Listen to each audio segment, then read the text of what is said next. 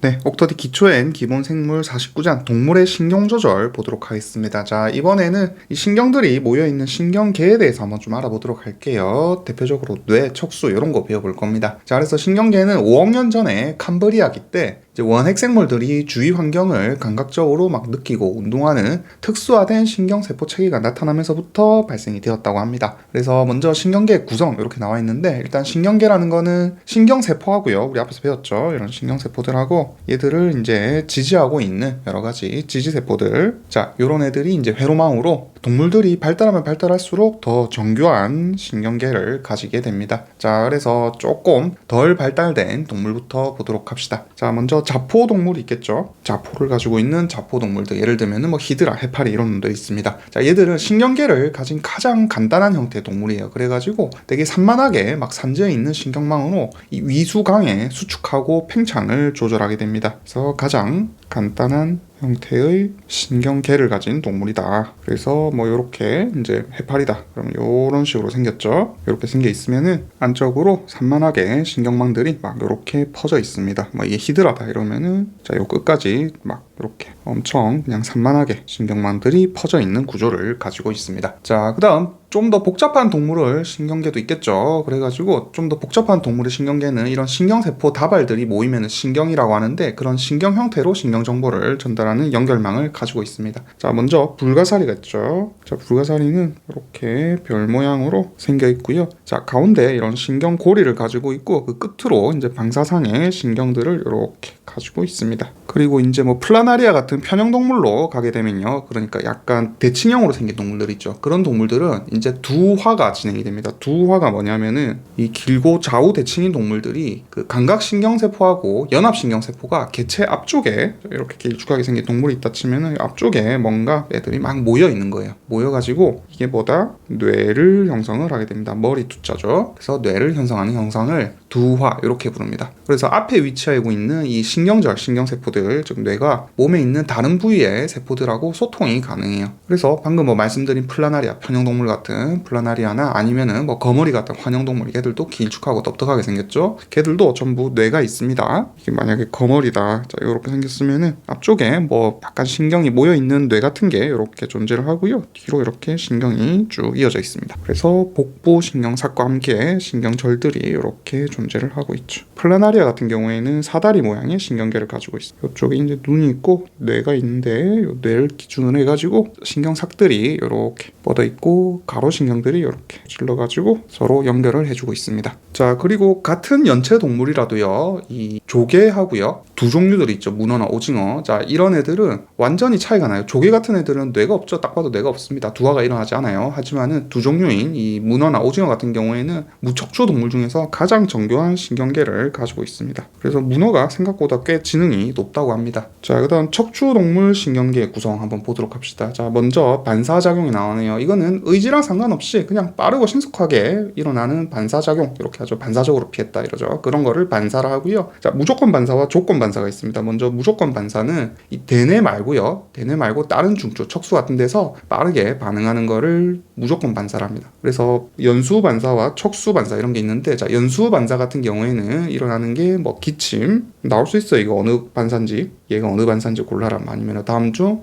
연수 반사로 짝지어진 것은 이런 식으로 재채기, 하품, 구토, 그 다음에 뭐 위랑 관련된 거, 소화액 분비, 아니면은 눈물 같은 거. 자, 반면에 척수 반사 같은 경우에는 이제 우리 허리 쪽에 척수가 있죠. 그렇기 때문에 그 아래쪽으로 이제 담당합니다. 배뇨, 그 다음에 배변, 그 다음에 분만 과정, 그 다음에 땀, 그리고 이제 젖분비나 아니면은 무릎 반사. 아시죠? 구워 있는 무릎을 탁 치면은 무릎이 자동으로 탁 하고 올라가게 됩니다. 자, 그 다음 조건 반사 있어요. 조건 반사는 앞에서 잠깐 얘기 들은 적이 있습니다. 이게 학습에 의해 가지고 대뇌 회로를 통해 가지고 일어나는 반사 현상인데, 파블로프에게 우리 이거 제가 24장에서 소화기 하면서 잠깐 언급을 드렸죠. 벨 소리가 울릴 때마다 먹이를 줬더니 이 개가 벨 소리만 들려도 침을 질질 흘리더라. 자, 이런 게 이제 조건 반사입니다. 그 다음에 아까 무척추 동물에서 오징어 있죠. 오징어, 문어 이런 애들은 이제 여러분들 혹시 이건 뭐 상식이긴 한데 모를까봐, 자, 이 오징어다 치면은 눈이 여기 달려 있고요, 팔이 이렇게 달려 있습니다. 자, 그러면은 얘들 뇌는 이쪽에 있습니다. 눈 옆에 이쪽에 있어요. 여기가 머리입니다. 그래서 두 종류예요. 그리고 이쪽으로 이렇게 신경들이 발달해 있고 신경절도 이렇게 관찰이 됩니다. 당연히 다리로도 신경들이 쭉쭉 뻗어가 있어요. 그리고 당연한 얘기지만 곤충들도 뇌가 있습니다. 자, 이번에는 신경계 구조 한번 보도록 합시다. 자, 먼저 중추신경계 CNS입니다. 자, 얘들은 통합을 담당하는 신경세포들로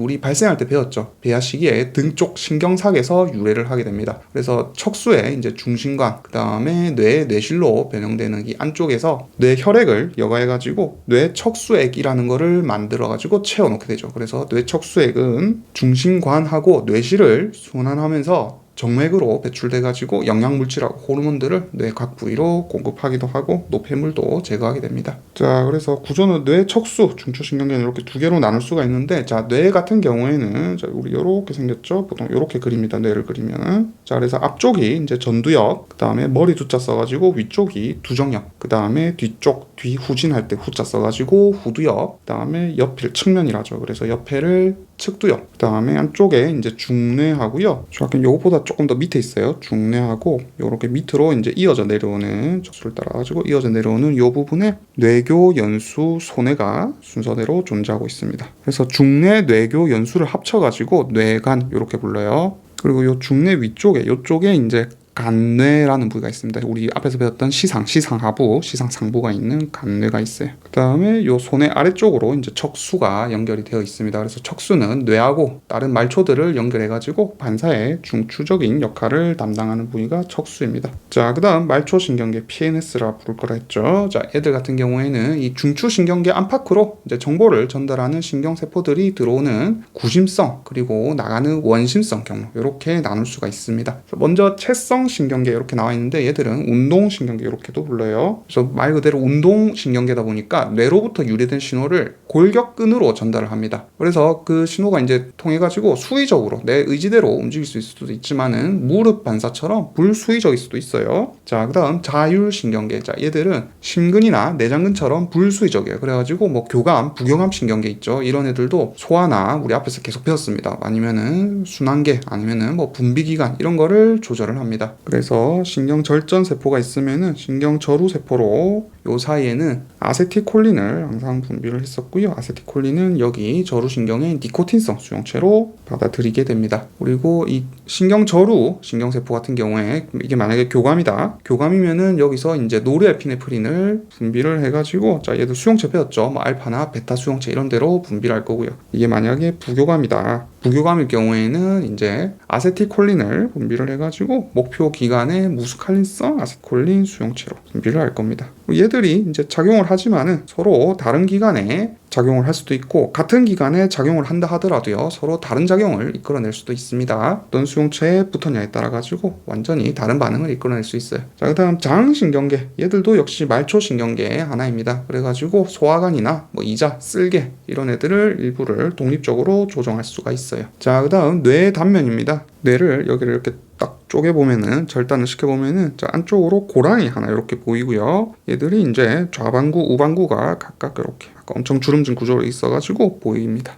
그림을 좀 못 그렸는데 대칭형으로 이렇게 생겼어요. 여기 주름이 엄청 짜글짜글하게 막 있습니다. 이쪽으로 고랑으로 이렇게 파여 있고요. 자, 그 안쪽에 보면은 뇌실이 있어요. 아까 설명드린 뇌실이 이렇게 Y자 모양으로 존재해가지고 안쪽에 척수액이 존재합니다. 자, 그리고 요 뇌를 절단했을 때 색깔이 구분이 됩니다. 그래가지고 안쪽은 약간 백색으로 보이기 때문에 백색질, 그리고 요 피질 쪽은 회색으로 보여가지고 회백질 이렇게 부릅니다. 그래서 요 회백질은 신경세포의 세포체라든지 아니면 뭐 수상돌기, 그 다음에 수초가 없는 축삭 이런 것들이 모여 있어요. 요 부분들이 회백질에 모여 있다 이런 뜻입니다. 신경세포를 그렸을 때요. 자, 이거는 지금 그린 거는 제가 아까 말초신경계 그린 거고 신경세포들이 이런 식으로 있는데 요 부위가 회백질에 있고, 자, 그 다음에 백색질 같은 경우에는 뭐 백질 이렇게도 불러요. 뭐 똑같은 말입니다. 아무튼 이쪽에는 이제 축삭으로 둘러싸여 있는 축삭 다발들이 막 이렇게 뭉쳐 있습니다. 모여 있어가지고 그것 때문에 백색으로 이렇게 보여요. 참고로 척수는 조금 다릅니다. 척수 지금 밑으로 쭉 내려와가지고 얘를 절단해가지고 보게 되면은 대충 그릴게요. 나비 모양으로 이렇게 생겼는데 짝짝이로 그려졌네요. 어쨌든 이렇게 생겼다 치면은 자, 얘들은 바깥쪽이 백색질이에요. 안쪽이 회백질입니다. 그래서 요렇게 연결되어 있어가지고 자, 이쪽 바깥쪽으로부터 감각신경세포들이 이렇게 쭉 들어와가지고 안쪽에서 이제 회백질에서 얘들이 다시 이렇게 연결이 됩니다. 신경세포체가 안쪽에 있기 때문에 안쪽이 회색으로 보여요. 이런 식으로 이제 빠져나가게 됩니다. 그래서 우리 앞에서 반사작용 배웠죠. 이런 반사작용들은 이 척수와 뇌의 이제 독립적인 자체 신경회로를 사용을 하는 겁니다. 그래서 이쪽에서 이제 무릎 반사 같은 경우에 여기서 무릎을 탁 쳤다. 그러면은 얘들이 이렇게 신경세포체가 있고요. 감각을 딱 느껴가지고 신호가 이렇게 전달돼가지고 뇌로 가기 전에 그냥 바로 이렇게 휙 돌아가지고 이렇게 연결돼가지고 무릎을 펴도록 만들어주는 거죠. 그래서 반사작용은 어떤 특정 감각에 대해 가지고 내가 의식하지 않고도 무의식적으로 반응해가지고 신체를 보호하는 기능을 하게 됩니다. 자, 이번에는 이어서 신경교세포 한번 배워보도록 하겠습니다. 자, 세포 종류가 많고요. 이거 시험 잘 나와요. 각각 특징에 대해서. 먼저 성상세포, 별 모양으로 생겨가지고 아스트로사이트 이렇게 부르기도 합니다. 영어로. 자, 다 적어놨어요. 얘들은 시냅스에서 정보 전달을 도와주고요. 그 다음에 신경 전달 물질의 방출을 조절해줍니다. 그리고 활발하게 활동을 하고 있는 이 신경세포 주변에 혈관벽을 확장을 시켜가지고 혈액량, 즉 혈류량을 증가시켜가지고 신경세포가 이 산소하고 포도당과 같은 에너지들을 원활하게 공급받을 수 있도록 도와주는 애들이고요. 그리고 이온이랑 여러 가지 신경 전달 물질의 그 세포 외의 농도를 조절을 도와줍니다. 신경세포가 요렇게 있으면은 제가 몇 번 그린 적이 있죠. 얘들이 요런데 축삭 같은데 막 붙어 있어요. 달라붙어가지고 요렇게 연결돼 있고 또 세포체를 이렇게 형성하고요. 딱 이런 식으로 막 여러 가지 이어져 있습니다. 길들이 여러 가지 이어져 있는데 애들이 또 어디에 붙어 있느냐? 자, 예를 들어 여기가 이제 혈관이 있다. 그러면은 모세혈관으로도 얘들이 이렇게 달라붙어가지고 감싸게 됩니다. 그럼 여기서 포도당을 흡수를 해가지고 직접 신경에 다시 포도당 형태로 공급하기도 하고요. 아니면은 젖산으로 전환을 해가지고 신경에 공급하기도 합니다. 혹은 여기서 이제 시냅스에서 글루탐산 같은 거를 막 분비를 했다. 그러면은 지금 얘들이 대신 재흡수를 이렇게 해주는 거예요. 재흡수를 해가지고 애들이 글루타민으로 전환한 다음에 다시 신경세포로 공급을 해주죠. 그리고 신경세포와는 여기가 이제 당근 연접들이 잘 발달돼 있습니다. 그리고 요 부위 이름을 종족 이렇게 불러요. 이게 이제 성상세포의 역할 그리고 구조였고요. 자, 그 다음 희소돌기 악요세포 봅시다. 올리고덴드로사이트 이렇게 부릅니다. 자, 얘들은 쉽게 말해서 이 CNS의 수초다. 수초를 형성하는 애다. 이렇게 생각하시면 됩니다. 앞에서 한번 봤죠. 그래서 중추신경계 축삭을 둘러싸서 수초를 형성하게 됩니다. 그래서 이 수초는 활동 전이의 전달 속도를 크게 증가시킨다. 뭐 도약시킨다. 이렇게 말씀을 앞에서 드렸죠. 자, 그런 역할을 하는 애들이 희소돌기 세포예요. 자, 그 다음 미세신경세포 마이크로글리아, 다른 말로 소교세포 이렇게도 부릅니다. 자, 얘들은 대식세포에 그냥 기능을 한다 이렇게 생각하시면 되겠어요. 그래가지고 이 단핵구 모노사이트의 사촌격이다 이렇게 생각을 하시면 되거든요. 그래가지고 뇌는 원래 BBB라는 게 있어가지고 뇌 속에 면역 반응을 얘들이 따로 전담을 해주고 있습니다. 그래서 감염 물질로부터 신경계를 보호하는 기능을 마이크로글리아들 즉 소교세포 혹은 미세신경세포 혹은 미세교세포 신경 빼고 이렇게 부르기도 해요. 얘들이 담당을 하고 있다 이렇게 알고 있으시면 되겠고요. 자, 그 다음에 뇌실막세포 혹은 뇌실세포라고 부르는 애들이 있습니다. 에펜디마셀. 자, 영어 이름 외워놓으세요. 얘들은 뇌실의 벽을 이루는 세포예요. 그래가지고 이 뇌 척수액에서 순환을 돕는 선모를 가지고 있습니다. 자, 아까 뇌실 기억나시죠? 뇌 요렇게 있을 때 요렇게 Y자 모양으로 뇌실을 제가 아까 그려줬습니다. 그래가지고 안쪽에 벽을 구성을 하고 있는 뇌실 막세포들이 선모를 가지고 이 뇌 척수액의 흐름을 유도해주고 또 생성도 해주게 됩니다. 참고로 뇌 척수액은 CSF 이렇게 부르기도 해요. 자, 그 다음 슈반세포 같은 경우에는 아까 위에서 배운 희소돌기 세포랑 거의 유사하죠. 얘들은 아까 CNS 앞에서 했죠. 슈반세포는 PNS의 초입니다. 그래서 말초신경계에서 축삭을 둘러싸 수초를 형성을 해주게 됩니다. 자, 그래서 방금 잠깐 언급드린 뇌혈관 장벽 BBB 요거에 대해서 잠깐 설명을 좀 드릴게요. 그래서 BBB가 뭐냐? 자, BBB는 요 앞에서 배웠죠. 요 성상세포 얘들이 구성하는 거예요. 이 성상세포들이 뇌랑 척수의 모세혈관벽을 이루는 세포들. 자, 여기 이런 식으로 종족을 이용해 가지고 얘들이 다 둘러싸고 있는 겁니다. 그리고 요 사이에 이제 밀착 연접을 통해 가지고 다른 것들이 이제 새어나가지 못하도록 혹은 들어오지 못하도록 이렇게 감싸고 있는 거죠. 그래서 대부분의 물질들이 이제 혈관을 통해 가지고 요 바깥으로 빠져나가면 안 되겠죠. 빠져나가면 안 되기 때문에 그거를 지금 막아주고 있는 겁니다. 대신에 성상세포가 요 주위에 어떤 화학 물질들의 조성 같은 거를 조절을 해주게 되는 거죠. 그래서 요거를 BBB라 부른다. 이렇게 그냥 생각하시면 되겠어요. 밀착 연접이 잘 발달돼 있어가지고 뇌 모세혈관으로는 다른 물질들이 통과가 대단히 어렵다. 직접적인 통과는 대단히 어렵다. 이렇게 알고 있으시면 되겠습니다. 그 다음에 요런 성상세포가 아기 때, 즉 발생기 때 경우에 뇌에서 얘들을 뭐라 부르냐면은 방사상 신경교 이렇게 불러요.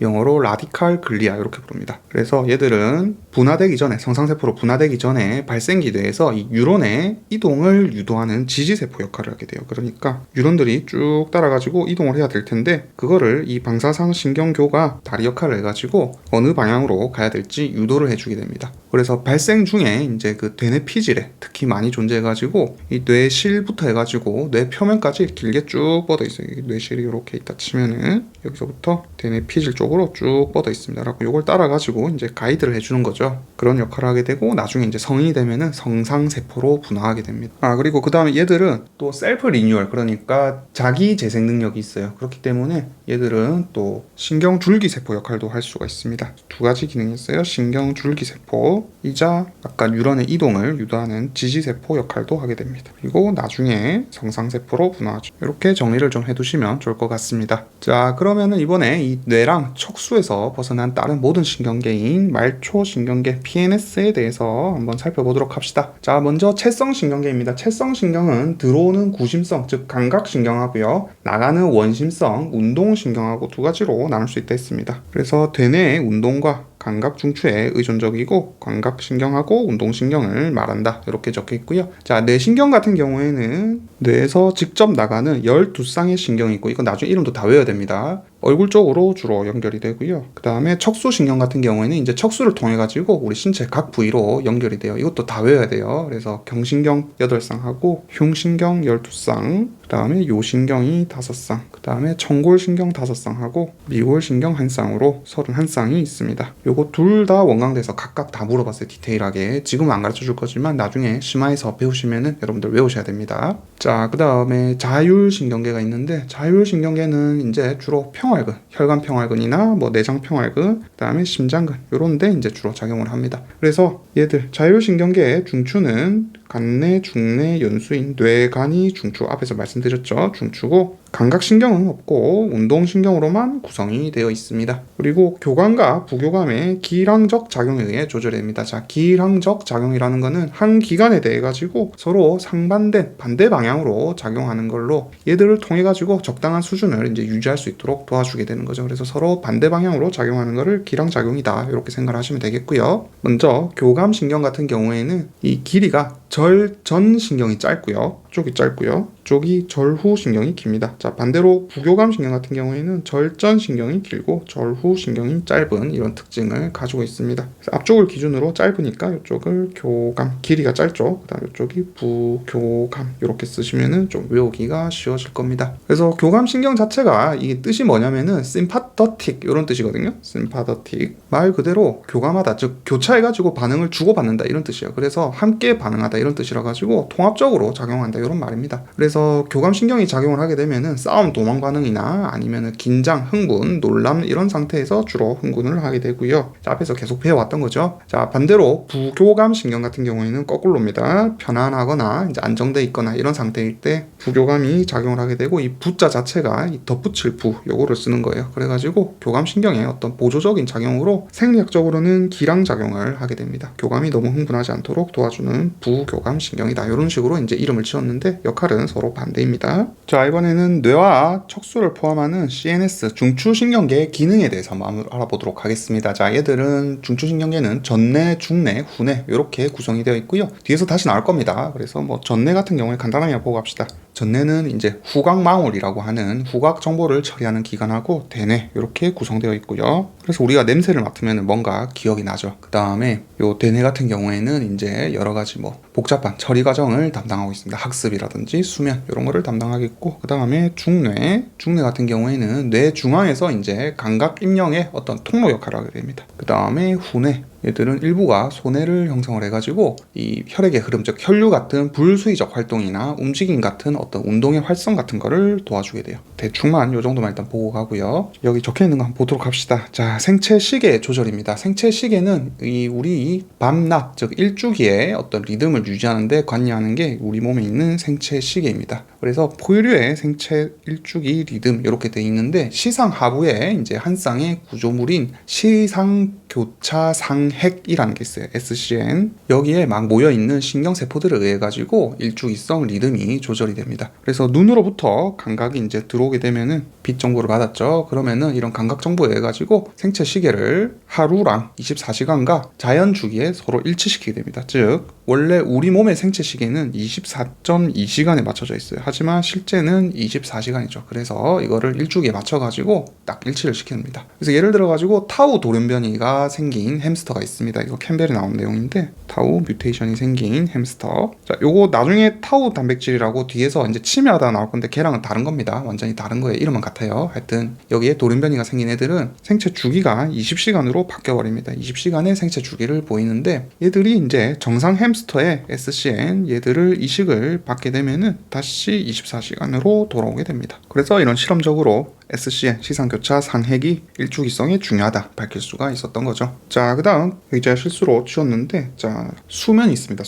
수면은 각성과 반대 개념이죠. 그래서 먼저 각성 상태는 이게 외부 세계에 대해서 그냥 깨어있는 상태예요. 우리가 각성 상태다 깨어있다. 자, 반대로 수면 상태는 외부로부터 자극을 의식하지 못하는 상태를 수면 상태다 이렇게 표현합니다. 서로 반대입니다. 그래서 수면 중에도 우리 뇌는요 활성화된 상태로 뇌파 즉 EEG를 측정을 하게 되면은 정기적으로 활성이 수면 상태에 따라 가지고 변하는 게 보입니다. 자, 그 다음에 또 특이한 게 돌고래가 캠벨에 이제 얘기가 나오는데 돌고래 같은 경우에는 물 속에 살죠. 물 속에서 잠을 잡니다. 그러면은 이 머리 쪽에 호흡기관이 있는데 거기로 숨을 쉬려면은 물 위로 올라와가지고 호흡을 해야 됩니다. 그러면 자다가 깨느냐? 자, 그게 아니고 좌방구랑 뇌가 두 개가 있죠. 좌방구와 우방구 두 개의 뇌가 있는데 자, 얘들이 한쪽은 깨어 있고요. 자, 한쪽은 오프 상태로 있는 겁니다. 수면 상태로 들어가 있어요. 그래가지고 눈도 얘들은 한쪽 눈만 감은 상태로 수면을 해요. 그러면서 숨이 차면은 얘들이 이제 뇌는 한쪽에 깨어있기 때문에 올라가가지고 숨을 쉴 수가 있는 거죠. 자, 그럼 도대체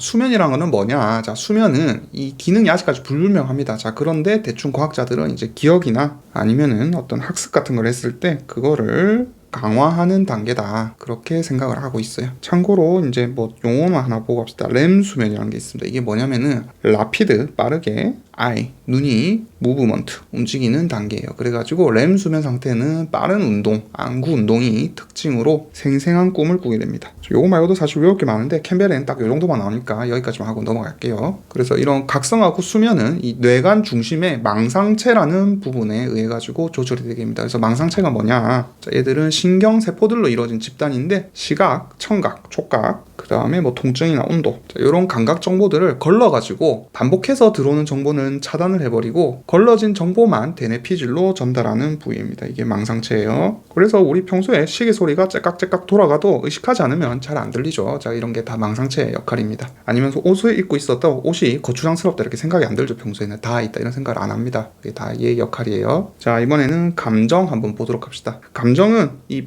편도체, 해마, 그 다음에 시각의 후각망울 이런 것들이 뇌관을 둘러싸가지고 변연계라는 구조물들이 있습니다. 얘들이 관여를 하는 거예요. 자, 그래서 변연계가 뭐냐? 우리 뇌가 아까 제가 이렇게 잠깐 그렸죠. 뇌가 있을 때 자, 요 안쪽에 보면요. 축두엽까지 그렸는데 축두엽을 제외하고 다시 절단면을 또 그려볼게요. 그러면은 자, 요 안쪽으로 요렇게 뭔가 곡선 모양의 구조물이 하나 보여요. 그래가지고 요 아래쪽으로 이제 우리가 앞에 배웠던 시상 하부가 요렇게 달려 있고요. 요런 구조물들이 있는데 지금 제가 그린 요 구조를 뇌 변연계라 그래요. 요 안쪽에 얘부터 여기까지 이어지는 전체 구조 전부 변연계입니다. 자, 그래서 요 부분이 시상 하부, 그 다음에 요 부분이 후각망울, 그 다음에 가장 끝에 여기가 편도체, 그 다음에 요 부분이 해마, 요런 구조물들이 관찰이 돼요. 사실 그림은 그냥 나중에 이제 글자로만 보면은 여러분들이 이게 도대체 어디 있는 부위야 이래가지고 제가 그림을 그려줬던 거고요. 중요한 거는 얘들의 각각 기능이나 역할 요런 게 중요합니다. 그래서 이 전체를 변연계라 합니다. 그래가지고 이 전뇌가 원시적인 구조예요. 원시적인 구조라 가지고 어떤 생리적인 욕구 아니면 뭐 본능, 감정 아니면은 뭐 학습 이런 것까지 다 관여를 하게 됩니다. 그래서 이 대뇌의 감각 영역하고 상호작용을 하기 때문에 우리가 감정에 따라 가지고 울거나 웃는 행동들을 할 수 있도록 도와주는 거죠. 자, 그래서 중요한 거는 여기 해마랑 편도체 요 부위가 조금 중요해요. 그래서 해마 같은 경우에는 사람의 단기 기억을 장기 기억으로 바꿔주는 역할을 하는 곳입니다. 자, 그 다음에 편도체. 자, 요 끝에 제가 요렇게 그렸죠. 그래서 이 끝쪽에 이제 아몬드 모양의 독특한 뇌 구조물이 이렇게 존재합니다. 그래서 얘 이름도 아미그달라 이렇게 불러요. 그래서 얘는 기능이 감정 기억의 중심체입니다. 그래가지고 어떤 놀란 상황에 대해서 막 기억을 하고 그러면은 심장수가 막 빨라지죠. 심박수가 막 빨라집니다. 아니면 막 땀도 나고 공포 감정이 막 느껴지는데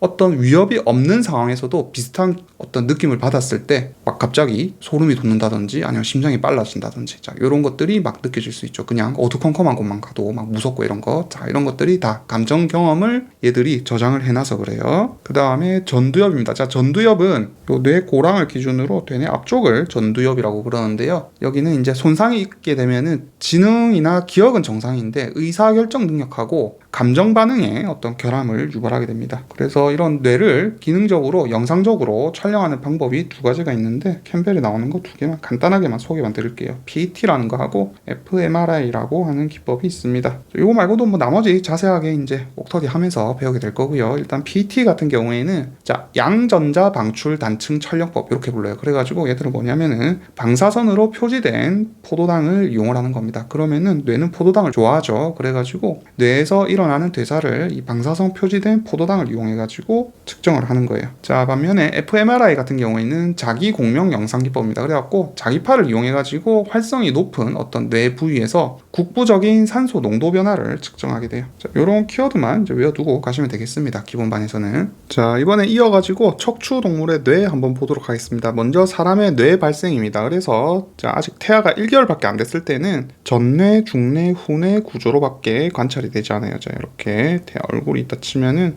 앞쪽에 전뇌가 이렇게 가득 차 있고요. 자 그 뒤쪽으로 중뇌가 조그맣게 있고 그 다음 후뇌가 큼지막하게 이렇게 이어서 내려가게 됩니다. 전뇌, 중뇌, 후뇌로 이렇게 발달을 처음에 보이게 돼요. 자 하지만 한 5주 정도 되면요 얘들이 어떻게 보이냐면은 갈라져 가지고 이제 요런 구조들이 보이게 됩니다. 그래서 전뇌는 단뇌와 간뇌로 발달하게 되고 자 이게 위에서부터 밑으로 쭉 내려가는 겁니다. 전뇌는 단뇌와 간뇌로 그 다음에 중뇌는 뭐 그대로 중뇌로 남아 있고요. 자 후뇌 같은 경우에는 후뇌와 수뇌 이렇게 연결이 되게 돼요. 자 이거 참고로 캠벨에 보면은 이쪽이 후뇌가 아니고 중뇌 이렇게 돼 있는데 그거 잘못된 거예요. 후뇌입니다. 후뇌는 후뇌로 발달을 해요. 자 그리고 출생을 하고 나면 이제 아기가 되면 그때는 이제 뇌가 성인 뇌랑 거의 똑같아지죠. 그래서 단뇌는 되뇌로 발달을 하게 되고 간뇌는 그대로 간뇌가 됩니다. 자, 그래서 대뇌는 우리 뭐 아시죠? 대뇌 방구, 즉 대뇌 피질, 백질, 그 다음에 안쪽에 있는 기저체 이런 것들을 다 포함하는 게 대뇌고요. 자 간뇌도 앞에서 배웠습니다. 시상, 시상하부, 시상상부 이런 애들을 합쳐가지고 간뇌라 부른다 했습니다. 자 그다음 중뇌는 계속 그냥 중뇌가 돼요.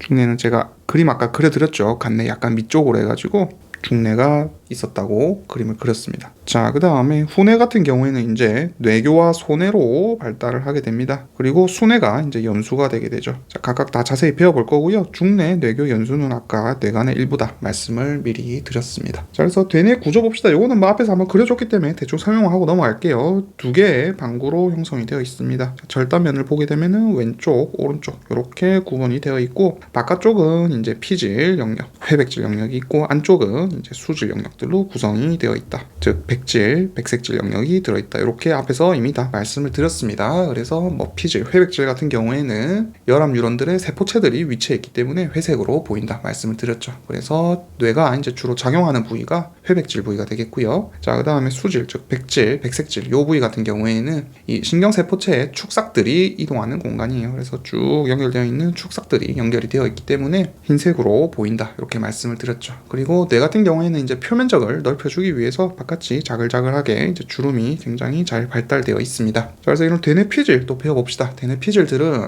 말 그대로 이런 대뇌 방구를 덮고 있는 얇은 회백질을 의미를 합니다. 그래서 안쪽으로 이렇게 고랑이 있다 했죠. 그리고 기능은 인지 기능, 그리고 수의적 운동, 그리고 학습 이런 데 관여를 주로 하게 됩니다. 자, 앞에서 다 했던 내용이라 간단하게 한번 넘어갈게요. 자, 이번에는 연합피질 한번 보도록 하겠습니다. 자, 연합피질은 이 대뇌를 이렇게 다시 옆에서 봤을 때 아까 제가 고랑이 있다고 했죠. 이런 식으로 빠져있는 고랑이 하나 있는데 여기를 기준으로 해가지고 앞쪽이 이제 전두엽, 요 뒤쪽이 이제 두정엽이거든요. 두정엽이 있는데 자, 요 부위와 요 부위 크게 두 가지로 나눌 수 있습니다. 그래가지고 자, 먼저 전두엽 쪽은 이제 운동형을 기능을 담당하는 운동 피질 영역이고, 자, 그 다음에 두종엽 쪽은 이제 감각을 느끼는 채성 감각 피질 영역입니다. 그래서 예민한 부위일수록 해당 부위가 더 넓게 담당을 하고 있어요. 예를 들어 가지고 운동 피질 같은 경우에 얼굴이 거의 요만큼 차지를 하고 있고, 손도 요 정도 차지를 하고 있습니다. 넓이의 면적에. 자, 반면에 뭐 손목, 팔꿈치, 그 다음에 뭐 팔뚝, 어깨,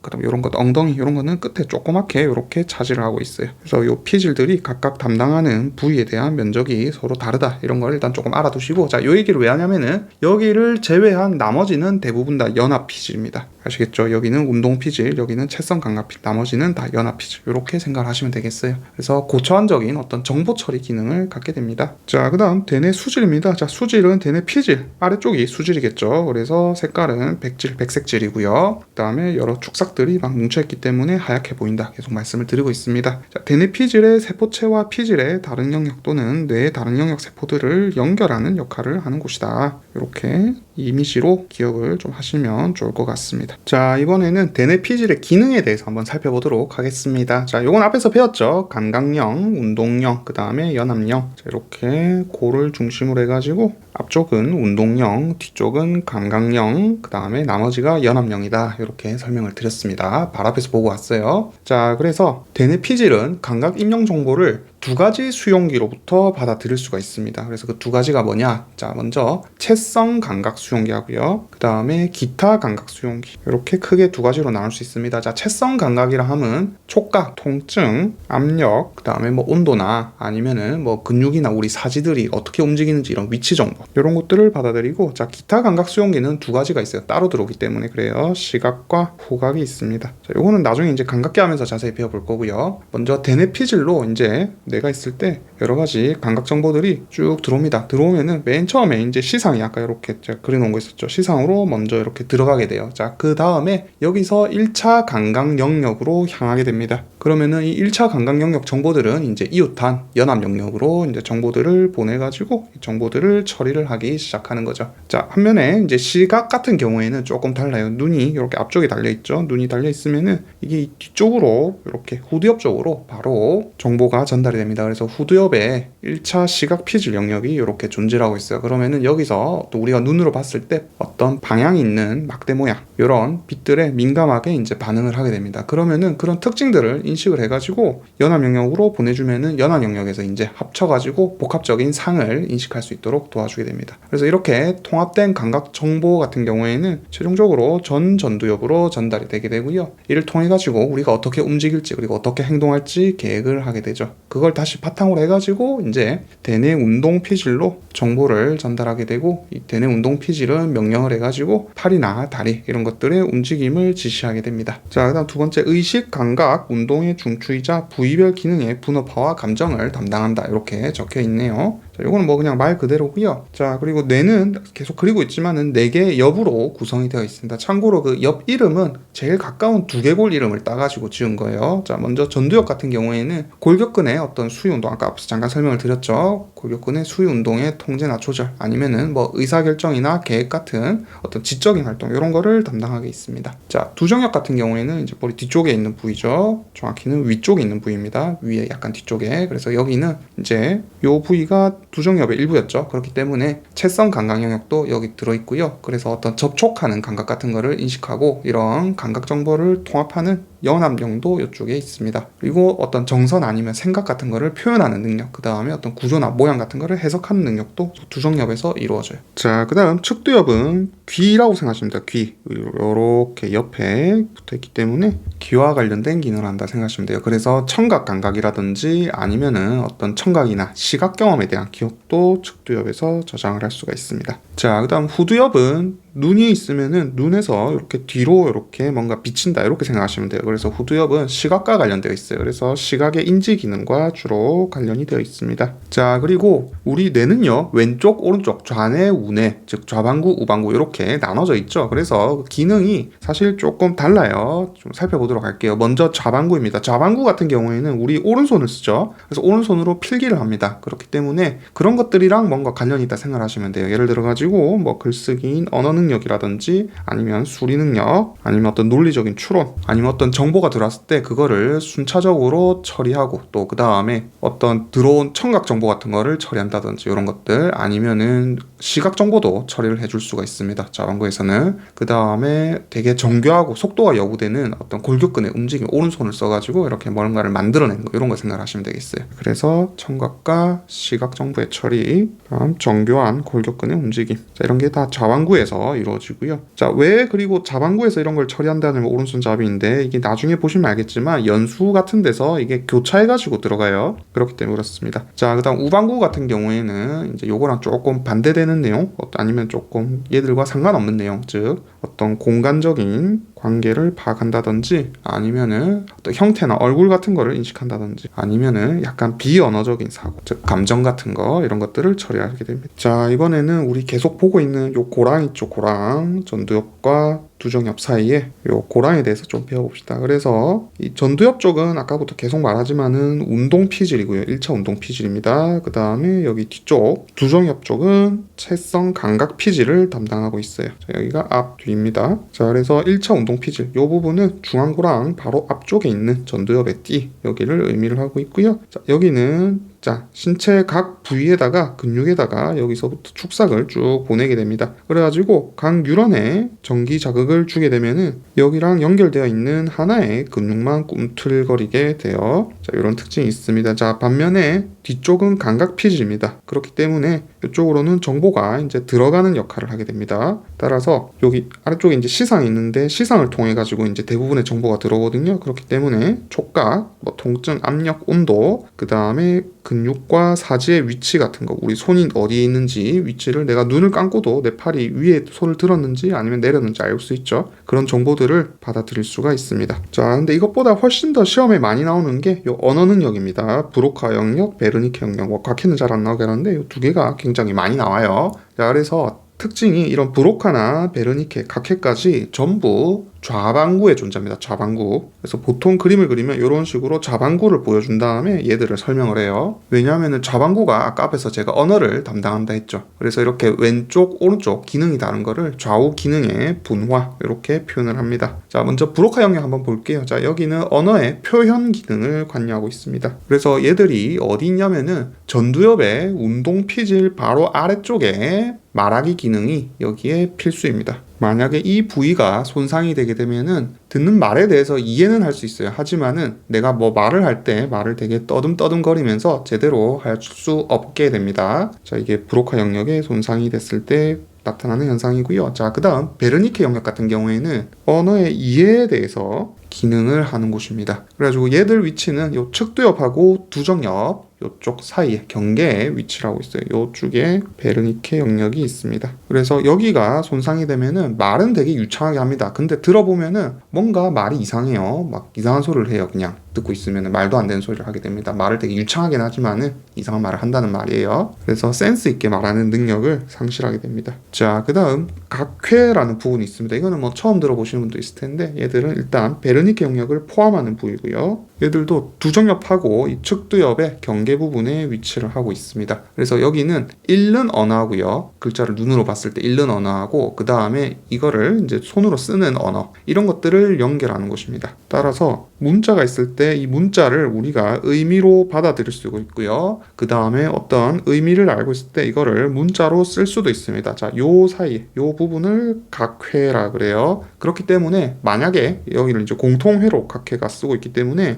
요 부위가 손상이 된다. 자, 그러면은 글을 읽지도 못합니다. 문자를 의미로 받아들이지도 못해요. 그래가지고 실어증이 걸릴 수도 있고요. 반면에 의미를 문자로 쓰지도 못해요. 그래가지고 실서증도 나타날 수가 있습니다. 즉 눈에서는 글자를 제대로 읽습니다. 읽긴 읽는데 그거를 이해를 못한다는 말이에요. 의미로 전혀 받아들일 수가 없게 됩니다. 이게 각회 기능이고요. 뭐 그 다음 의식 나와 있는데 뭐 의식은 어려운 거 아니죠. 이 대뇌 피질들의 영역들이 모여가지고 창발적으로 특징을 가지게 되는 게 의식입니다. 자, 그 다음 캠벨을 보면은 이런 내용이 나와요. 우리 대뇌는 사람 같은 경우에 특히 뇌가 쭈글쭈글해가지고 주름이 엄청 많이 있죠. 그렇기 때문에 이런 뇌 주름이 과연 필수인가 라는 내용이 나옵니다. 뭐 사람뿐만 아니고 추론 능력이 높은 고등동물들, 뭐 영장류라든지 원숭이, 오랑우탄, 아니면은 고래 이런 애들은 피질의 주름이 엄청 많습니다. 그리고 사람 같은 경우에는 뇌에서 거의 뇌 무게 중에서 80% 정도가 뇌내 피질이 차지를 하고 있어요. 자, 그런데 새 같은 경우에 있죠. 조류들. 새 같은 경우에는 주름 구조가 없습니다. 그러면은 새대가리 이렇게 부르는데 새들이 지능이 낮은가? 그러면 또 그것도 아니에요. 왜냐면은 까마귀 같은 경우에는요. 도구를 사용하고 심지어 숫자 개념도 이해를 한다고 합니다. 자, 그 다음에 회색 앵무새. 자, 유튜브에 루몽다로 이런 거 보시는지 모르겠는데 저는 보는데 거기 보면은 회색 앵무새들이 나와요. 자, 그런 애들은 말을 엄청 잘합니다. 심지어 언어 개념을 실제로 이해해요. 이게 제가 유튜브 보고 하는 말이 아니고 캠벨에 이렇게 나옵니다. 회색 앵무새들은 언어 개념을 이해한다고. 그래서 이게 왜 그런지 이제 살펴보니까 조류들의 뇌 이제 맨 위에 면 아니면은 이 바깥 외피 쪽에 보면은 세포 신경군이 이제 평평하게 세포층으로 발달해 있다고 합니다. 그래가지고 고등동물의 어떤 주름진 대뇌 피질 기능을 여기서 담당을 하고 있다고 하네요. 자, 그럼 이번에는 다른 뇌 기능들도 한번 살펴보도록 합시다. 자, 먼저 소뇌입니다. 소뇌는 머리 뒤쪽에 이렇게 달려 있죠. 그래서 얘들은 제일 중요한 역할이 이제 운동이나 균형 같은 거를 조절하는 평형 감각의 중추입니다. 그리고 되게 미세한 수위적인 운동, 손가락을 아주 예민하게 움직이는 거, 이런 것들을 조절할 수 있고요. 그 다음에 아까 눈에서 들어온 정보가 뒤로 간다 했죠. 그렇기 때문에 어떤 시각이랑 청각 정보 이런 것들, 그 다음에 우리 관절이 뭐 얼마나 늘어났는지 아니면 얘들이 어디에 있는지 이런 위치, 감각 정보에 대한 수용, 그 다음에 이 대뇌가 운동 명령을 내렸을 때 그 정보가 이제 뇌교를 거쳐가지고 소뇌로 전달됩니다. 따라서 대뇌 운동 명령을 여기서 이제 다시 한 번 더 점검을 해주죠. 이렇게 고랑했을 때 이쪽에서 운동 영역이었습니다. 이 정보들이 소뇌로 가가지고 여기서 한 번 더 점검을 받게 됩니다. 그래서 우리가 뭐 운동을 하거나 무언가를 보고 이제 인지를 할 때요. 자, 이럴 때 오류를 확인하고 거기에 대해서 미세하게 이제 조정을 하게 됩니다. 자, 그런 게 이제 손의 역할이에요. 예를 들어가지고 눈으로 사물이 움직일 때 그거를 쭉 따라가면서 손가락으로 걔를 가르치면서 이렇게 갈 수 있죠. 자, 그런데 만약에 손해가 손상이 되게 되면은 그런 행동을 할 수가 없게 된다고 합니다. 자, 이런 기능들을 손해가 한다. 이렇게 외우고 있으시면 되겠고요. 자, 그 다음 간내 봅시다. 간내는 이렇게 세 가지 있다고 제가 아까 앞에서 말씀을 드렸죠. 먼저 시상하부, 에피탈라무스, 그 다음에 뭐 시상과 시상하부 돼 있는데, 자, 요거는 제가 설명을 다시 할게요. 시상하고 시상하부입니다. 자, 시상 같은 경우에는 탈라무스, 그 다음에 시상하부는 하이포탈라무스. 이게 원광대 같은 경우에는 한글로 안 주고 영어로 읽는 걸 준 적이 있거든요. 예를 들어가지고 뭐 뇌교 같은 경우에 폰즈 이런 식으로 여기 밑에 있네요. 줬다고 합니다. 뭐 연수 같은 경우에는 뭐 그냥 한 김에 그냥 바로 써드릴게요. 얘들은 메듈라 오블롱가타. 자, 그래서 뭐 영어 같은 건 조금 알아두시면 좋을 것 같고요. 다시 간내로 돌아가가지고 설명을 드릴게요. 먼저 시상 상부 같은 경우에는 앞에서 배웠습니다. 멜라토닌을 합성하는 송과 선이 여기 있고요. 그 다음에 뇌 척수액을 형성하는 맥락얼기가 여기에 존재해요. 자, 그 다음 시상 같은 경우에는 이 대뇌로 가는 감각 정보의 입력 중추입니다. 그리고 운동 정보의 출력 중추이게 돼요. 그래서 아까 그림을 그렸을 때 두 덩어리에 커다란 호두 모양 제가 그린 적이 있었죠. 변형계 그릴 때. 자, 요 부위가 시상이었습니다. 자, 그 다음에 시상 하부 같은 경우에는 앞에서 호르몬 하면서 배워왔죠. 그래가지고 얘들은 우리 몸에 뭐 항상성을 유지한다든지 아니면은 뭐 뇌하수체 전엽이나 후엽을 조절해가지고 호르몬계 조절을 하기도 하고요. 아니면은 뭐 식욕, 아니면은 갈증, 그 다음에 짝짓기 행동, 그 다음에 싸움, 도망 반응 이런 것들을 조절하기도 하고, 그 다음에 앞에서 배웠던 시상, 교차, 상액 기억나시는지 모르겠습니다. CNS 얘들이 존재해가지고 생체 시계로도 작용을 하게 됩니다. 자, 그 다음 뇌간 돼 있는데, 자, 뇌간은 중뇌 뇌교 연수. 자, 죄송합니다. 자, 여기 간뇌가 아니고 중뇌 뇌교 연수예요. 필기본 드리는 거는 제가 이거 다 수정해가지고 드릴게요. 그래서 얘들은 우리 몸에서 생체 반응과 굉장히 밀접한 관련을 가지고 있습니다. 따라서 이걸 합쳐가지고 뇌간은 생명의 뇌 이렇게 부르기도 해요. 자, 먼저 뇌교하고 연수 합쳐가지고 좀 보도록 합시다. 자, 얘들 같은 경우에는 우리 몸에서 방금 말씀드렸듯이 기본적인 생리 기능을 하게 됩니다. 기본적인 생리 기능이라 하면은 호흡이라든지 아니면 심장 박동, 그 다음에 뭐 소화 운동, 그 다음에 뭐 삼킴 반사라든지 구토, 그 다음에 하품, 재채기 이런 것들을 조절하게 돼요. 주로 연수에서 합니다. 그 다음에 말초신경계 PNS하고 그 다음에 중뇌, 그 다음에 전뇌 사이에 정보 전달 기능도 얘들이 해요. 왜냐면 얘들 위치가 딱 얘랑 얘들 사이에 있죠. 우리 몸으로 들어오는 정보 같은 경우에는 교차가 일어난다 했습니다. 그래가지고 이게 교차가 일어난 곳이 두 군데가 있어요. 연수 교차하고 척수 교차가 있는데 이거 좀 외워두세요. 그래서 연수 교차 교차 같은 경우에는 어떤 정교한 촉각이나 진동 감각, 아니면 어떤 팔의 위치나 움직임 같은 거, 그 다음에 방향 정보 같이 이제 의식적인 내가 몸을 이렇게 움직였을 때 느껴지는 거 있죠. 이 팔이 어디 있다. 이런 고유한 감각들이 연수에서 교차가 일어나게 됩니다. 이게 교차가 일어난다는 뭐냐면은, 자, 이렇게 내가 만약에 왼쪽에서 들어온 정보다 그러면은 연수에 여기서 교차가 일어나가지고 오른쪽으로 정보가 들어가는 거예요. 반면에 오른쪽에서 들어온 정보다 그러면은 여기서 교차가 일어나가지고 왼쪽으로 들어가게 됩니다. 자, 이런 거를 교차다 그러고요. 자, 그 다음에 척수 교차가 일어나는 정보가 따로 있어요. 자, 얘들은 통각, 온도, 촉각 이런 것들은 척수에서 교차가 일어납니다. 척수는 훨씬 더 밑에 있죠. 연수보다 더 아래쪽에서 들어와가지고 교차가 일어난 다음에 올라가고요. 얘들도 더 아래쪽에서 올라가게 됩니다. 자, 촉각은 촉각인데 이거 다른 촉각이에요. 이 촉각은 위에 있는 연수에서 교차하는 촉각은 훨씬 더 정교한 촉각입니다. 그래서 이렇게 들어오게 되면은 보통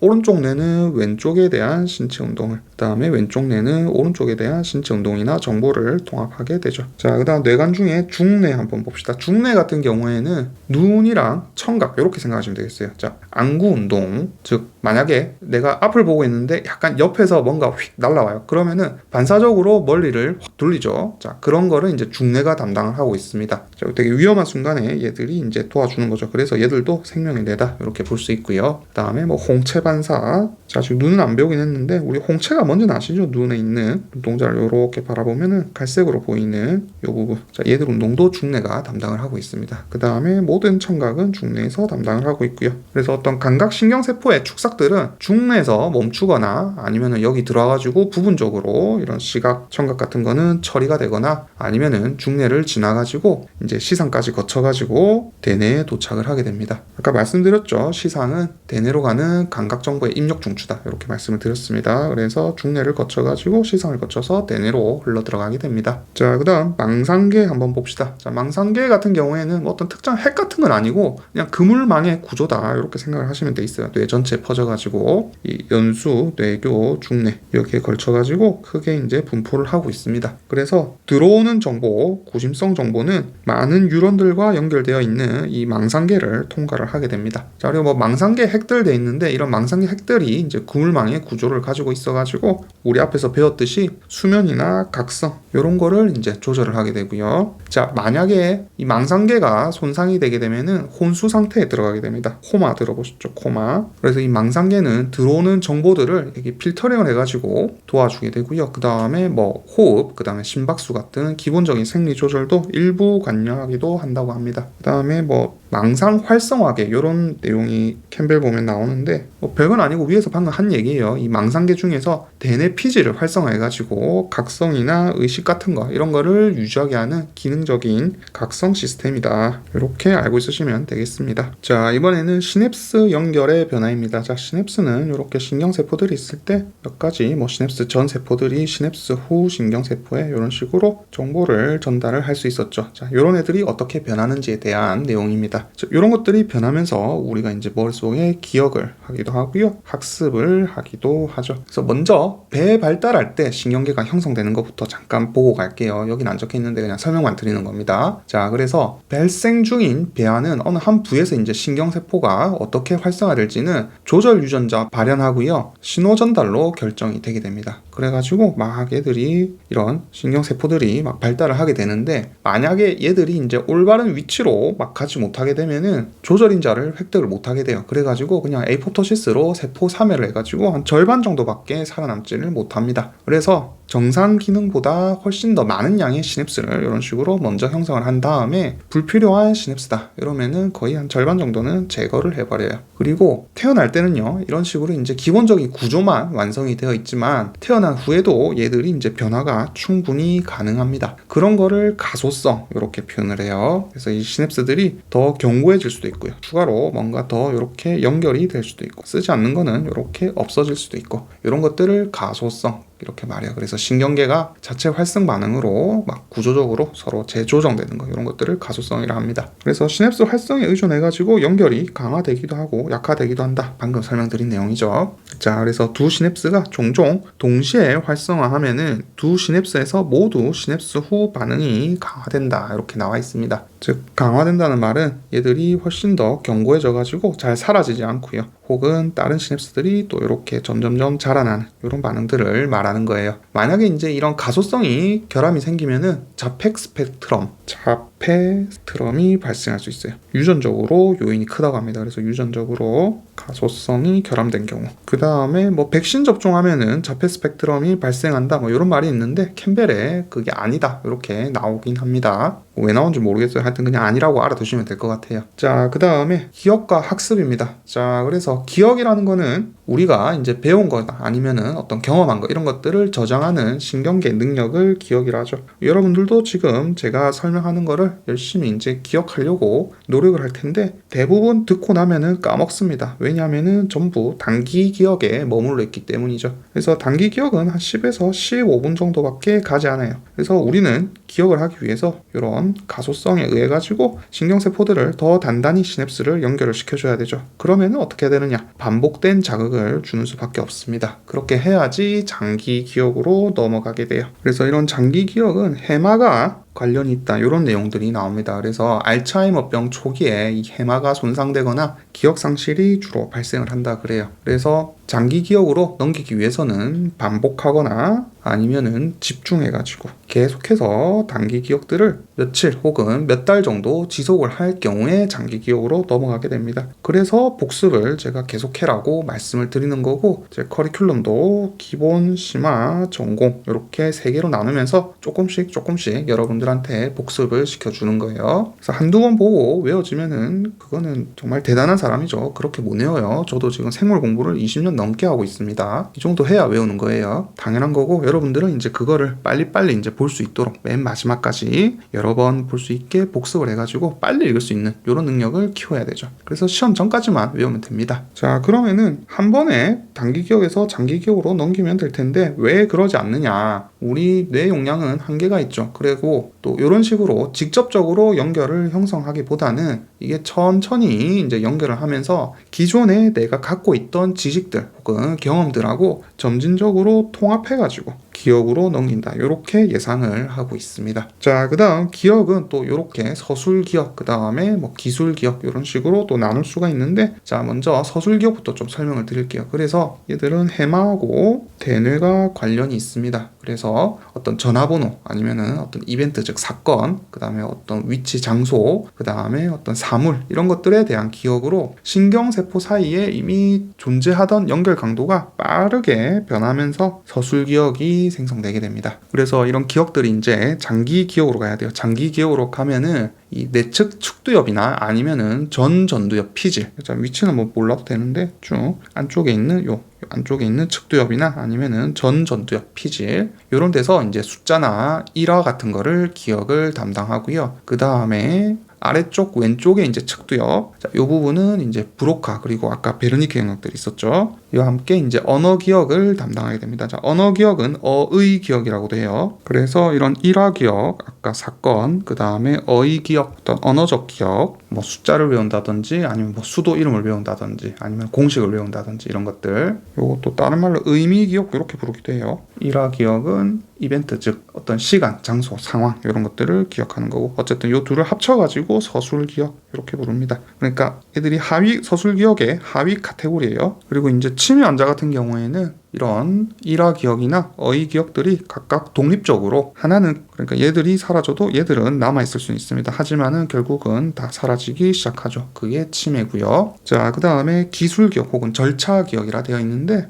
얘들 같은 경우에는 손해가 주로 관련을 합니다. 그래서 손해는 아까 미세한 운동 이런 거를 관여한다 했죠. 그래가지고 운동 기술에 대한 기억을 여기서 담당을 하고 있어요. 쉽게 말해가지고 말로 설명을 못하지만 우리 무의식적으로 기억하는 것들 있죠. 예를 들어가지고 뭐 자전거 타기, 운전하기 이런 것들은 우리가 사실 연습을 통해 가지고 점진적으로 형성된 기억들입니다. 그래가지고 한번 형성되면 잘 사라지진 않아요. 그래서 여기는 이제 해마에 대한 의존성이 좀 낮습니다. 그래서 이 둘의 차이를 조금 구분을 잘 해 두시고요. 자, 그 다음 학습입니다. 자, 학습은 경험에 의해 가지고 행동이 변하는 것, 그리고 장기 강화 작용 LPT에 의해 가지고 이루어진다 돼 있는데, 자, 장기 강화 작용 LPT가 뭐냐면은 Long Term Potentiation, 다른 말로 장기 상승 작용 이렇게 부르기도 해요. 자, 그러면은 요거는 이따 바로 뒤에서 그냥 이어가지고 제가 설명을 드릴게요. 그래서 장기 상승 작용은 시냅스의 연결을 변화를 시켜가지고 신경세포 간의 의사소통을 조금 더 효과적으로 아니면은 덜 효과적으로 만드는 과정들을 장기 상승 작용이라 합니다. 그러면은 이런 장기 상승 작용이 어떻게 일어나는지 한번 같이 살펴보도록 합시다. 자, 먼저 LTP 이전의 시냅스, 즉 평소 상태입니다. 자, 요때는 일단 시냅스가 있을 때, 자, 요렇게 평소 상태에 시냅스가 있을 때, 자, 여기가 전, 여기가 후입니다. 시냅스 전 세포에서 안쪽에서 소낭을 통해 가지고 보통 글루탐산을 이렇게 평소에도 분비를 하고 있어요. 자, 이때 이제 두 가지 수용체가 나옵니다. 자, 하나는 AMPA 수용체고요. 또 다른 하나는 NMDA 수용체라는 놈입니다. 자, 그런데 얘들은 특징이 좀 달라요. 자, AMPA 수용체 같은 경우에는 나트륨을 안쪽으로 그리고 포타슘을 바깥으로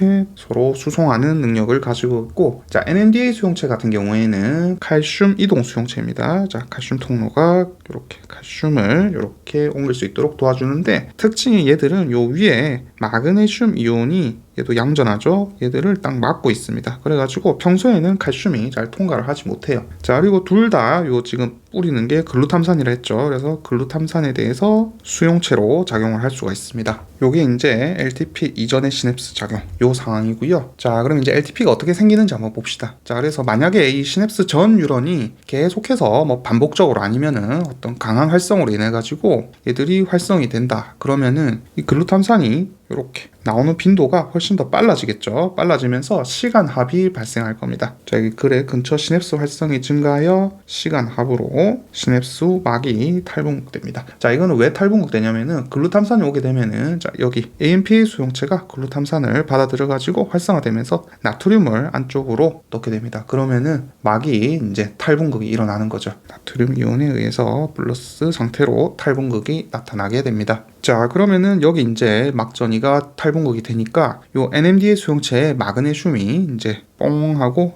플러스 싫어하고 밖으로 떨어지게 됩니다. 자, 그러면 NMDA 수용체가 이제 열린 거죠. 그러면서 어떻게 안쪽으로 칼슘이 유입이 될 수 있습니다. 자, 요까지를 early LTP 이렇게 불러요. 설명드린 거에서 요까지입니다. 자, 그럼 어떻게 되느냐? 지금 글루탐산 자극이 있게 되면은 얘도 계속 나트륨을 넣게 되고요. 얘도 이제 마그네슘이 떨어져 가지고 칼슘이 안으로 들어갈 수 있게 됩니다. 자, 그러면은 이때 이제 요 나트륨에 의해 가지고 얘들은 계속 NMDA 수용체를 강화시킬 거고요. NMDA 수용체 같은 경우에도 열려 가지고 칼슘이 계속 유입을 시킬 수가 있게 됩니다. 자, 그러면 이제 이 칼슘이 어떻게 하느냐? 칼슘이 이제 칼슘 칼모듈린 의존성 단백질 키나제 2 이렇게 써요. 자, 얘들을 지금 칼슘이 붙어가지고 활성화 시켜주게 됩니다. 자, 그러면은 얘들은 다시 어떻게 하느냐? 자, 이제 PKC 경로를 활성화시키게 되죠. 그러면은 요 PKC 같은 경우에는 또 무슨 작용을 하냐면은 얘들은 아데닐릴 사이클레이즈를 활성화시키기도 하고요. 자, 그리고 참고로 여기서 설명 빼먹었는데 요 CAMK2 얘가 소낭에 있던 요 AMPA의 막 발현을 더 증가시켜주기도 합니다. 그러면은 더더욱 얘들이 강화되겠죠. 어쨌든 다시 아데닐릴 사이클레이즈 해가지고 사이클릭 AMP가 늘어나게 되고, 요건 앞에서 이제 배운 거죠. 그러면서 이제 PKA가 활성이 되게 되고, 그 다음에 사이클릭 AMP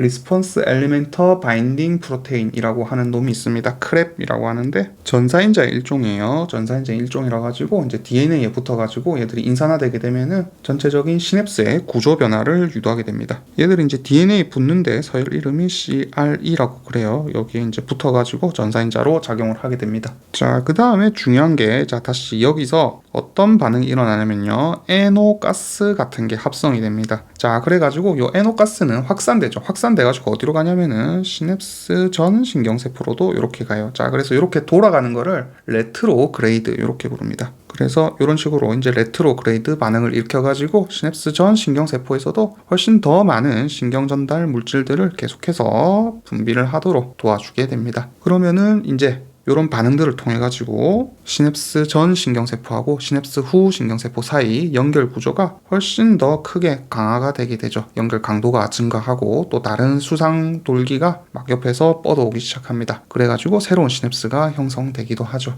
이때 이제 이런 새로운 단백질들이 만들어지는 거, 요거는 이제 레이트 LTP 이렇게 부르기도 합니다. 아까 여기까지 마그네슘이 뽕 열리는 거 early LTP, 그 다음에 단백질들 같은 게 막 만들어지는 거, 요게 late LTP. 자, 이렇게 구분을 좀 해두시고요. 그래서 지금 요 과정 그냥 쭉 이어가지고 제가 말로 설명을 드린 거예요. 자, 이번에는 이제 뒤에 이어가지고 중추신경계 질환들 한번 보도록 하겠습니다. 자, 그래서 중추신경계 질환은 사실 뭐 몇 가지 적혀있긴 한데 캠벨에 있는 거 그냥 다 가져왔고요. 사실 시험에 많이 나오는 거는 알츠하이머하고 파킨슨이 많이 나오긴 합니다. 일단 그래도 다 캠벨에 나오니까 한번 살펴보도록 할게요. 자, 먼저 중추신경계 질환 이렇게 나와 있는데, 자, 미국 같은 경우에 암이나 심장 질환보다 더 많은 환자가 CNS 중추신경계 질환으로 입원 중이라고 합니다. 자, 그래서 원래 최근까지는 입원 치료만 유일한 치료법이었는데 이제 뭐 기분이나 행동 변화를 시킬 수 있는 약물들이 많이 개발이 돼가지고 입원 기간이 이제 뭐 한 수주 정도로 거의 엄청나게 감소되었습니다. 어쨌든 이런 질환들은 유전 요인이나 환경 요인들을 잘 분석을 해가지고 치료를 해야겠죠. 자, 시작할게요. 자, 정신분열증입니다. 정신분열증 같은 경우에는 전체 인구에서 한 1% 정도가 앓고 있는 질환입니다. 그래서 환각, 망상 이런 증상들이 나타나고요. 일란성 쌍둥이들을 살펴보니까 그 중에서 한 명이 정신분열증이 있을 때 거의 한 절반 정도만 서로 정신분열증을 모두 앓고 있었다고 합니다. 그렇기 때문에 환경 요인도 굉장히 중요하다. 이렇게 결론을 내릴 수 있겠죠. 다만 뭐 일란성 쌍둥이니까 부모가 동일할 거고요. 부모가 또 비슷한 환경에서 키울 가능성이 크기 때문에 50% 정도 이제 그래도 좀 높은 수치죠. 높은 수치로 서로 정신분열증을 앓고 있는 겁니다. 그 다음에 다중인격 이런 걸 이제 정신분열이라 하면은 뭔가 정신이 분열돼가지고 다중인격을 가지고 있을 것 같은데 무조건 수반하는 건 아닙니다. 자, 그 다음에 얘들은 특징이 이제 도파민을 이용하는 신경회로가 비정상적인 거를 과학자들이 밝혀냈고요. 만약에 도파민 수용체를 억제하는 약물을 사용을 할 경우에는 완화가 된다고 합니다. 만약에 암페타민이라는 약이 있는데, 자, 이게 뭐냐면은 도파민 분비를 유도를 해요. 그러면은 과량의 도파민이 분비가 되기 때문에 정신분열증과 유사한 증상을 유도하게 됩니다. 그 다음에 요거는 캠벨에 나오는 이야기인데 우리 면역학에서 배운 보체 있죠. 보체 C 뭐 1, 2, 3, 4 이렇게 하는 보체, 그 중에서 C4, 자, 얘 같은 경우에도 요 단백질의 어떤 특정 형태가 뭔가 정신분열증과 연관이 있다, 이런 연구가 있다고도 합니다. 자, 이번에는 이어서 우울증 한번 보도록 하겠습니다. 자, 우울증은 말 그대로 우울한 거죠. 감정, 수면, 그 다음에 뭐 식욕, 활력 모두 비정상적인 증상을 나타내게 됩니다. 그래서 주요 우울 장애로 이제 어떤 유쾌한 활동에서도 즐거움이나 관심 없이 바닥에 떨어져 있는 기분이 몇 달 동안이나 계속해서 지속되는 겁니다. 그래서 평균적으로 한 7명 중에 1명꼴로 평생에 한 번 정도는 우울증을 경험을 한다고 하고요. 보통 여성이 남성보다 발병 확률이 2배가량 높습니다. 자, 그 다음 우울증에는 조울증도 포함이 돼요. 자, 조울증 같은 경우에는 양극성 장애입니다. 그래가지고 기분이 막 엄청 좋은 고조증과 그 다음에 매우 저조한 이런 양극단을 오가게 되고, 얘들도 전 세계 인구 중에서 한 1% 정도가 증상을 나타내고 있습니다. 그래서 조증과 우울증 두 가지로 나눌 수가 있어요.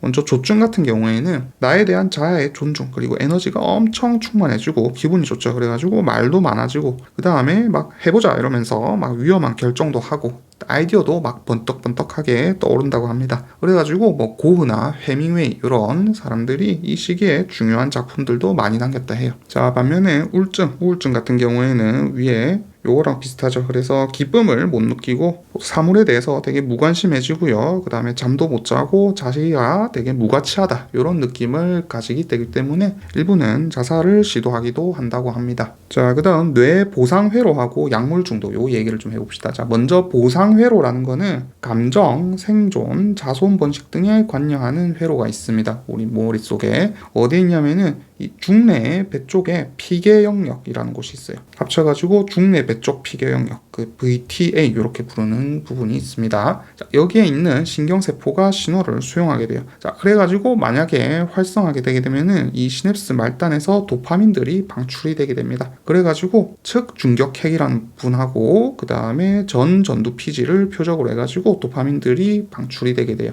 자, 요거는 뭐 너무 어려운 얘기니까 그냥 적당히 보고 그냥 넘어가시면 됩니다. 나중에 심화해서 좀 더 설명을 드릴게요. 자, 그래서 약물 중독입니다. 약물 중독 같은 경우에는 뭐 말 그대로 충동적으로 그냥 약물들을 막 소비하고 남용하고 이런 것들을 말하는 거고요. 그 다음에 뭐 알코올, 코카인, 니코틴, 히로인 이런 애들도 도파민 경로의 활성을 증가를 시킵니다. 그래서 얘들을 막 장기간 복용하게 되면은 오히려 이런 보상회로의 기쁨하고는 완전히 별개로 그냥 이 약물 자체에 대한 욕구가 굉장히 커지게 돼가지고 보상회로 자체가 막 변하게 돼요. 그래가지고 흰지 가지고 실험을 해보니까 자, 코카인하고 히로인, 뭐 암페타민 뭐 이런 것들을 이제 공급을 했죠. 그랬더니 이제 음식도 거부하고 음식을 먹으면 도파민이 나오죠. 자, 그런데 그런 것들도 거부를 하고 막 약물만 계속 복용을 해가지고 실제로 기아 상태에 이르렀다고 합니다. 자, 그 다음 알츠하이머 봅시다. 자, 알츠하이머는 치매 일종이죠. 그래가지고 뭐 혼돈, 기억상실 같은 증상을 일으키는 노인성 치매의 일종입니다. 그래서 이런 치매 중에 한 3분의 2는 알츠하이머병이고요. 나이가 들수록 이제 발병률이 증가를 합니다. 그래서 사망자들을 해부를 해보니까 자, 뇌에서 이제 아밀로이드 반 플라크라고 하는 것과 신경 섬유들이 뭉쳐있는 응집체들을 발견을 했죠. 그리고 요것뿐만 아니라 이제 해마하고요, NAPG를 포함해가지고 뇌 대부분 부위에서 신경세포가 사멸을 해가지고 뇌 조직이 막 오므라들어 있는 현상들을 발견을 하게 됩니다. 뇌실도 줄어들어요. 뇌실 기억나시죠? 이렇게 Y자로 생긴 거 얘들도 되게 줄어들었다고 합니다. 자, 그러면은 요 아밀로이드 반 플라크가 뭐냐? 자, 얘들은 베타 아밀로이드라고 하는 단백질 응집체예요. 그래가지고 신경세포의 바깥에 얘들이 원래 축적을 하게 됩니다. 그래서 정상적인 사람들도요, 이런 애들이 그냥 신경세포 바깥에 원래 나오는데, 그래서 얘들이 어떻게 만들어지냐면은 일반적으로 정상적인 상태에서 그냥 신경세포에 막 단백질이 존재를 해요. 그런데 그 정상 막 단백질이 세크리테이즈라고 하는 효소에 의해 분해가 됩니다. 그러면은 물에 잘 녹지 않는 불용성의 베타 아밀로이드가 만들어지게 되는 거죠. 그러면서 얘들이 이제 막 세포 밖에서 축적이 되면서 뭉쳐요. 자기들끼리 뭉쳐가지고 응집체가 형성된 다음에 주변에 있는 신경세포들의 사멸을 유도하게 됩니다. 그 다음에 이런 플라크 말고요, 또 신경섬유 응집체도 발견된다 했죠. 자, 두 개 다른 종류입니다. 그래서 신경섬유 응집체 같은 경우에는 타우 단백질이라고 하는 애들로 구성이 되어 있어요. 자, 이거 앞에서 제가 잠깐 뒤에 나온다고 말씀을 드렸죠. 원래 햄스터 일주기성 리듬과 관련돼 있는 타우 돌연변이 이런 게 있었는데 걔들하고 그냥 이름만 같은 거고요. 얘들은 다른 종류입니다. 그래서 치매, 즉 알츠하이머랑 관련된 단백질이에요. 그래서 이 타우 단백질들이 원래 뭐 하는 거냐면은 이 미세 소관을 따라 가지고 이동하는 이 영양 물질들의 공급을 조절하는 단백질들입니다. 근데 얘들이 이제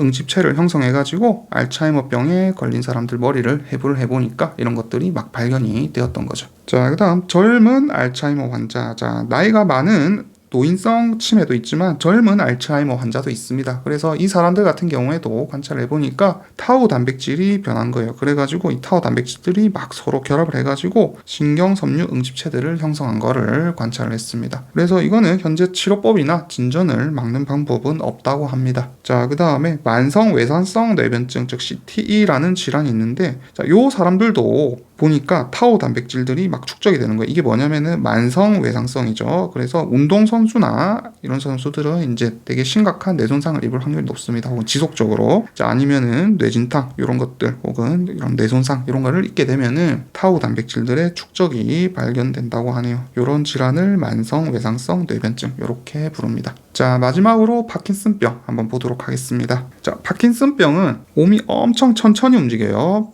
보시는 적 있는지 모르겠는데 막 움직임이 되게 약간 느리고요. 근육도 되게 강직돼 있습니다. 그 다음 얼굴 표정도 살짝 굳어 있고, 그 다음에 근육이 막 떨리고, 그 다음에 균형 감각도 상실하고 발을 끌며 걸어가는 특징이 있습니다. 그래서 얘들도 진행성 뇌질환이에요. 알츠하이머처럼 나이가 들수록 발병 위험이 증가합니다. 얘들은 이제 뇌를 또 관찰을 해보니까 중뇌에 신경세포가 사멸하는 것을 관찰을 했죠. 그래서 정상 상태에서는 이제 축상 말단에서 기저체로 도파민을 방출을 합니다. 자, 하지만은 파킨슨병에 걸릴 경우에는 자, 이 중뇌 신경세포가 사멸을 하기 때문에 도파민 분비가 불가능하죠. 그래서 즉 도파민 부족이 파킨슨병의 원인이다. 이렇게 보고 있죠. 그리고 요 파킨슨병 환자들은 또 뇌를 해부해가지고 보니까 알파 시누클레인이라고 하는 단백질 응집체가 발견이 되었습니다. 그래서 요거 단백질 3개 외워두세요. 알츠하이머는 아밀로이드 반, 즉 베타 아밀로이드 응집체가 있었고요. 그 다음에 타우 단백질로 구성된 신경섬유 응집체가 있었습니다. 반면에 알파 시누클레인은 파킨슨병의 지표입니다.